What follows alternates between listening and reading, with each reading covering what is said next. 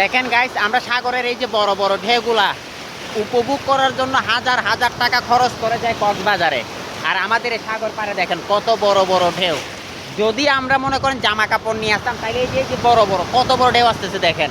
এই ঢেউয়ের সাথে অনেকক্ষণ মনে করেন যে একটু খেলাধুলা করতাম, কারণ আমরা হাঁটতে হাঁটতে হচ্ছে সাগর পাড়ের মধ্যে চলে আসছি, যে কারণে এই পানিটার মধ্যে নামতে পারতেছি না। ইভেন হচ্ছে এই পানিটাকে অনেক বেশি মিস করতেছি।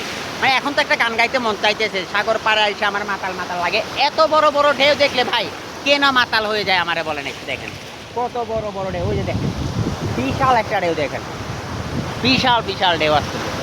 আর আমরা সেই ঢেউয়ের মধ্যে হচ্ছে একেবারে উপরের দিকে করে দাঁড়িয়ে বিনোদন নিচ্ছি, সেই ঢেউয়ের ফিলটা নিচ্ছি, জাস্ট অস্থির। ও